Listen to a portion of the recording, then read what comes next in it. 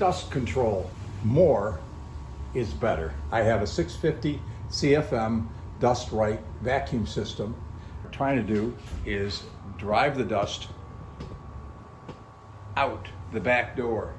And so far it's working. I'm going to just increase the amount of airflow by putting a second fan in. Alrighty, fan's mounted and I'm ready to put it back in the doorway. We're going to do a test. All being drawn across the front towards the door. My fans are one form of dust control, but the other thing it does, it gets hot in my garage. I live in Florida, and even with the garage door open, the airflow in here is not very good. But I have a back door here, so I set these two fans in here. This creates a wonderful draft through, and it keeps the dust from going into the rest of the garage. That problem, that was number one. Number two, my lungs. So I need to control the dust a little better than I have in the past. One of the things that I do have, this is an RZ mask. They have replacement filters. You can buy full packs of them, and this works pretty darn good. And it's comfortable. And the other thing it doesn't do is that my glasses don't steam up, and I need that. It has an actual vent, backwards vent on here, so you blow out and the thing closes down afterwards. That's one form of dust control. The other one I have is a AirShield Pro. This is by Trend. These are not cheap. I think they're over $400 to buy brand new. I bought this off of Marketplace, Facebook Marketplace. I paid $190 for it. Yeah, you get a little, I don't want to say concerned, but where you're buying something for somebody else has worn it. Well, all I did was take a bunch of alcohol and cotton swabs and clean the whole thing down and felt comfortable with that. Cleaned it up really good. It came with replacement shields for the front. But this has a positive airflow. There's two filters on the top side here that are pushing out air down through the holes in the front here.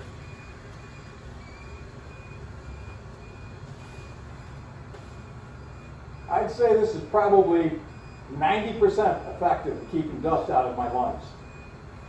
And if it's a hot day, you got cool air coming down until it gets real hot. Then it's hot air, and then you can't wear this.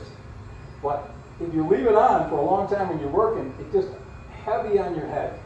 It's not that bad, it's just heavy on your head. Face shield, of course.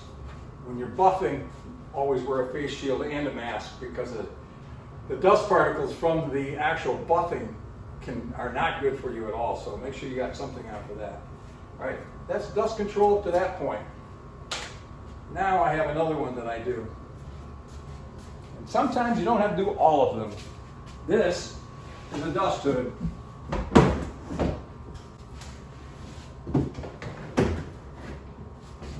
I'm in the process of making this.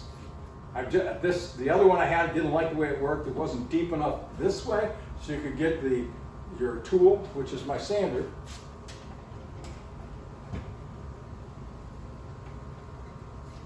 Which I keep on my back wall. But because of the length of it, you have to swing into the bowl you're working on, and you want this sealed up as tight as you can at the headstock. I need to put a board on the bottom of it to keep it in the bedways. And then I use my banjo to come up and sit over top of the 2x, actually it's an 1.5 by 1.5 board that goes on the bottom. And then slide that down and lock it in place. So whatever bin you purchase for your lathe, it all depends on how big your lathe is and how big of a bowl you can do. My lathe is a 1644. It was 16-inch round bowls that never get anything that big in it, but this has got 16.5 inch of space in it. The other thing you want to know is you want to have enough depth or width, so when you go in with your tool and you're going to sand, you got to be able to get your tool in and turn it around into the bowl and still have room for your tool. Well, my sander has an extension on it, so I can get inside the bowls better, and so I need a little extra space, but this particular size will work great. First thing you have to do is you need some kind of a hookup you can hook up to your hose. What this is right here is nothing more than a 4-inch ductwork takeoff. You just cut, the actual hole on the inside is 3 3/4. So I made a hole in the plastic 3 3/4, and then this fits directly inside, and then the flaps get bent over. But I also screwed it because I got a heavy hose hanging on that, so I don't want to have the hose pulling it off. So you can see that it's all screwed in all the way around. And this is an attachment from Dust Right, which is made, sold by Rockler. And I just clamped this on. This is a rubber fitting, so this is clamped onto this bracket. Now my hose system can slip on and off of this very easily. So now we're going to mount this to the lathe. Okay, I got my 1.5 by 1.5 screwed onto the bottom. So now we're going to flip it over, drop it in its location. Well, that worked. That fit really, really nice. Now the wood is actually slid up underneath the headstock. I'm going to show you this down here.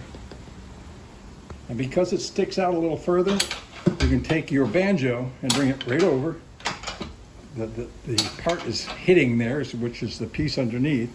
But lock that in. That is not going anywhere. Now we have to get it past the spindle and down onto the headstock. I'm going to mount my live center onto the headstock. What this is going to do is going to give me a reference point. So now I'm going to slide my box up to there, and then I'm going to take a hammer and just a light tap of my hole that I need to build. This has to be able to come back to here. So what I want to do is I want to make a circle cut that's going to fit this.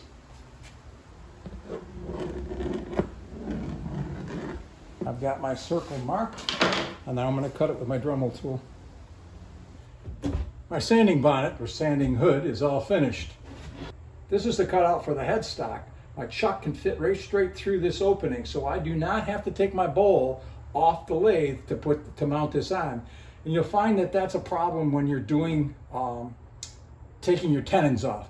If you take your tenons off, you need to use your tools to be able to get in there to take the tenon off, and then you want to turn around and be able to sand up the bottom.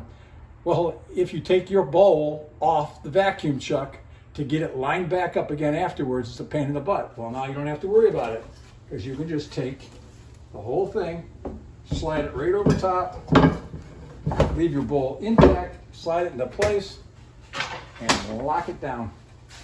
Hose hooks up from the bottom. All your air is being sucked in over here, and then I also have a fan system to bring the air, extra dust, whatever, so it doesn't go over to the other parts of the garage. Dust control, very important. I'll hook up my hose. This is my whole system. Now you're looking at the back side of the lathe, of course. It just slips on the bottom. So that fits, and I use that quite a bit. So now this is all set. Turn on my vacuum. When you're done with it, I put that right back up like that. Slide my banjo down.